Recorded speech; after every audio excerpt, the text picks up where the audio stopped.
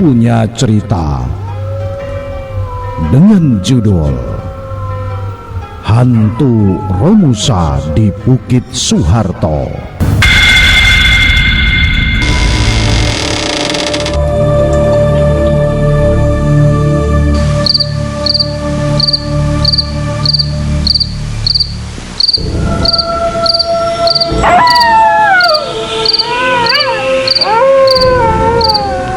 Cerita ini adalah cerita yang pernah dialami oleh Pak Solikan, seorang mantan pekerja kontraktor pembuatan jalan yang menghubungkan kota Balikpapan ke Samarinda tahun 1975.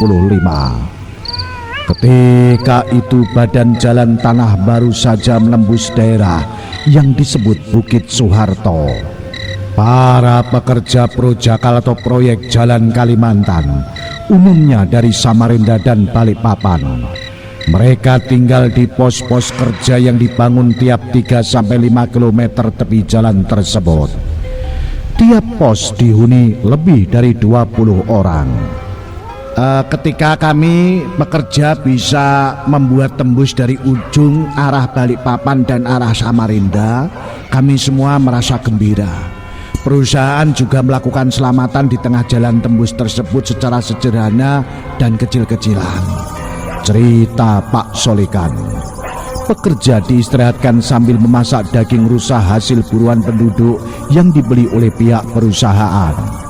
Setelah dibacakan doa selamat, pekerja makan sepuasnya sambil menikmati hari libur yang diliburkan oleh perusahaan selama 2 hari.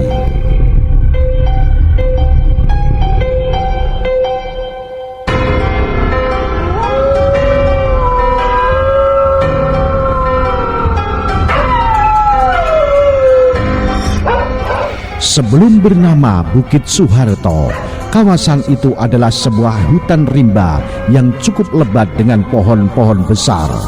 Karenanya, banyak satwa seperti kijang, pelanduk atau kancil, babi, bahkan sampai banteng hutan berkeliaran. Walaupun para pekerja berada di sekitar mereka. Pada sore dan malam hari, di hutan itu masih terdengar suara berbagai satwa malam, seperti suara burung pungguk atau burung hantu.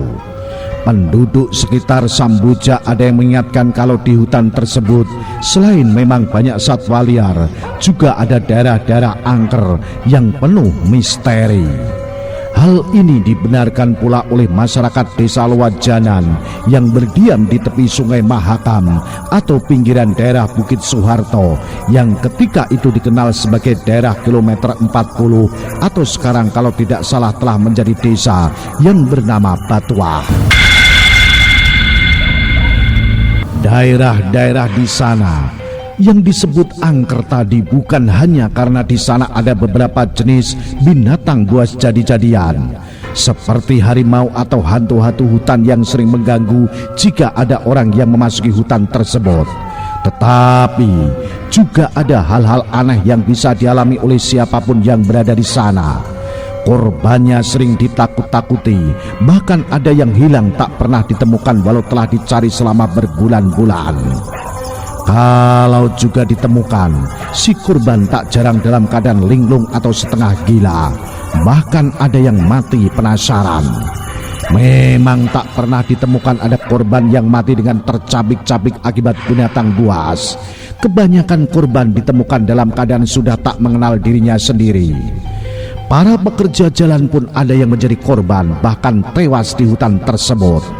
Namun, korban para pekerja jalan tersebut kebanyakan akibat terserang penyakit malaria tropika atau badan bengkak atau penyakit kuning yang katanya terkena bisa ular hutan.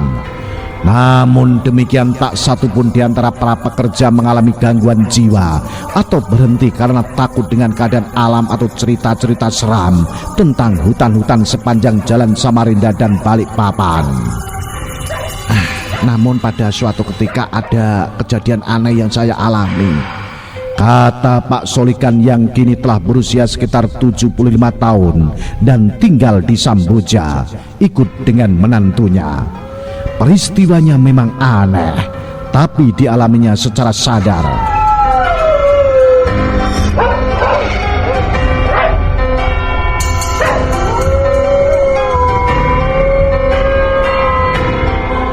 Ketika itu dia telah ditinggalkan oleh teman-teman sekerjanya pulang lebih dahulu ke pemondokan, yaitu memang tak seberapa jauh dari tempat kerja. Pak Solekan tertinggal karena membuang hajat di anak sungai. Saat selesai dia lalu naik ke atas jalan poros menuju ke arah pemondokan yang jaraknya kurang lebih 2 kilometer. Waktu itu hari sudah agak mulai remang-remang gelap sedikit melewati waktu senja. Mungkin waktu itu persis saatnya sholat maghrib. Namun karena sudah terbiasa, Pak Solekan tak merasakan apa-apa, apalagi takut. Sering Pak Solekan sebelum pulang terlebih dahulu memeriksa atau memasang jebakan seperti jerat atau lainnya untuk menangkap hewan hutan yang bisa dimakan. Karenanya dia sering pulang malam hari baru sampai ke pemondokan. Di antara keremangan yang masih tidak terlalu gelap dari arah depan terlihat oleh Solekan beberapa orang berjalan menuju arah berlawanan dengannya. Sejenak Solekan tak merasa curiga apapun. Bahkan dia duduk pada sebuah batu di pinggir jalan sambil menggiling tembakau rokok dengan maksud mau merokok dulu. Ternyata orang yang semakin dekat dengannya berjumlah 10 orang. 6 diantaranya memikul peti-peti besi dengan baju lusuh, bahkan ada yang compang-camping. Sedang 4 orang lainnya berpakaian warna krem koki seragam tentara Jepang, lengkap dengan senjata dan bayonet terhunus, berjalan mengiringi ke-6 orang yang membawa peti.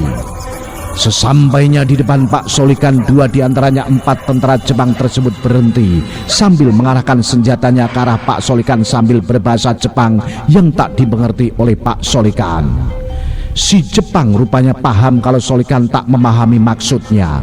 Dengan isyarat dia menyuruh Solekan mengikuti mereka dengan menodong-nodongkan senjata yang dibawanya. Solekan menjadi ketakutan dan mau tidak mau terpaksa berjalan mengikuti arah yang ditunjuk si Jepang. Sepanjang perjalanan Solekan dan rombongan tak ada yang berbicara. Mereka lalu memasuki hutan yang ada jalan setapaknya. Walau hari gelap, mereka terus berjalan naik turun lembah hingga pada akhirnya sampai ke suatu tempat yang agak lapang. Di sini mereka berhenti yang lalu diperintah menggali lubang. Salah seorang dari 6 orang yang mengangkut peti berbicara setengah berbisik pada Pak Solekan yang mengatakan kalau mereka orang-orang Jawa yang dijadikan Romusa oleh tentara Jepang. Solekan bertanya dalam bahasa Jawa apa yang ada di dalam peti yang mereka pikul. Oleh orang tadi mengatakan tak tahu, tetapi mungkin barang berharga yang akan disembunyikan di dalam tanah. Biasanya Mas, kalau sudah begini mungkin kami mati di sini, kata si orang tadi sambil berbisik. Loh, kenapa? Tanya Pak Solekan. Kami ini kan saksi yang tahu akan harta yang dipendam di sini. Jadi kalau kami masih hidup dan mereka kalah berperang, tentu hanya kamilah yang mengetahui apa yang kami kubur. Untuk tak terbongkar rahasia ini, biasanya kami dibunuh mereka. Lalu bagaimana kalian? Bisakah kalian menyelamatkan diri? Tanya Solekan berbisik sambil melirik Jepang yang berjaga dengan senjata yang terarah kepada para pekerja yang menggali lubang. Tipis rasanya kami bisa selamat Mas, tetapi kami juga tidak mau mati sia-sia Mas. Lihat saja nanti jika mereka benar-benar membantai kami. Untuk itu jika terjadi sesuatu usahakan Mas melarikan diri sekuat mungkin. Kami berusaha melakukan perlawanan, kata si orang Romusa tersebut dengan pandangan penuh harap. Kemudian dia berkata lagi, Mas, jika terjadi sesuatu atas diri kami, tolonglah Mas ingat tempat ini. Beritahu penduduk dan ambillah kerangka tubuh kami, serta kuburkanlah kami sebagaimana layaknya. Soal harta yang ada di peti-peti tersebut, Mas ambil saja atau terserah pada Mas. Untuk itu Solekan hanya mengangguk di antara rasa kacau dan bingung dengan apa yang dialaminya. Ada rasa tidak percaya, tetapi dia dalam keadaan sadar dan apa yang dihadapinya adalah suatu kenyataan. Benar apa yang dikatakan oleh si Romusa. Benar apa yang dikatakan oleh Romusa. Usai mereka menggali lubang dan memasukkan peti-peti tersebut ke dalam lubang yang digali, mereka disuruh tetap di dalam lubang yang kemudian secara serentak keempat serdadu Jepang tadi menembaki para Romusa tersebut berkali-kali. Terlihat seketika beberapa Romusa tersebut terjungkal menggelepar. Namun di antara Romusa itu ada yang mampu bertahan dan melemparkan sesuatu yang tak lain adalah sebuah granat tangan ke arah orang-orang Jepang tersebut. Orang-orang Jepang tak menyadari akan hal itu. Mereka hanya dapat terkesima sejenak, kemudian terjadi ledakan yang membuat keempat orang tentara Jepang tersebut menggelepar. Bahkan ada yang juga terjungkal ke dalam lubang. Sedang yang lainnya hancur berkeping. Ada yang terpisah tangan dan kepala mereka. Melihat situasi yang mengerikan tersebut, Pak Solikan sesuai pesan Romusa yang berbicara dengannya, secepat mungkin membuang diri ke arah semak dan berlari sekuat tenaga meninggalkan tempat tersebut. Solikan terus berlari tak tentu arah sehingga pada suatu tempat dia kehabisan tenaga dan jatuh pingsan tak sadarkan diri. Sementara itu teman-teman sekerjanya khawatir. Mereka lalu pergi mencari Solikan dan baru ditemukan di bawah sebatang pohon kayu besar dalam keadaan tak sadar. Karenanya Solikan lalu digotong dibawa pulang ke pemondokan. Setelah sadar, Solikan lalu bercerita dengan apa yang dialaminya. Dia dan kelompok pekerjanya lalu menyusuri jalan-jalan yang diceritakan Solikan. Namun hingga tengah hari lokasi yang dicari tak ditemukan. Yang jelas daerahnya benar-benar di daerah pertengahan di sekitar gunung. Yang sekarang ada tower Telkom yang di kiri kanannya merupakan lembah berhutan lebat. Usaha pencarian lokasi tersebut kembali diulang oleh Solikan dan beberapa kawannya setelah jalan sudah selesai dan beraspal, yaitu sekitar tahun 1978. Namun bagaimanapun upaya mencari tempat tersebut tetap saja sia-sia. Ternyata pengalaman Solikan ini ada pula yang membenarkan. Katanya mereka pernah melihat waktu malam hari ada beberapa orang memikul peti dan dikawal oleh tentara Jepang di jalur jalan Bukit Soeharto. Nah, bagi yang penasaran silakan mencoba bermalam di Bukit Soeharto. Barangkali bertemu Romusa dan memberi petunjuk di mana harta karun itu terpendam. Inilah cerita singkat tentang kisah nyata hantu Romusa di Bukit Soeharto, ditulis oleh Imam Esman Bojonegoro. Salam Jimatres, salam satu misteri. Au.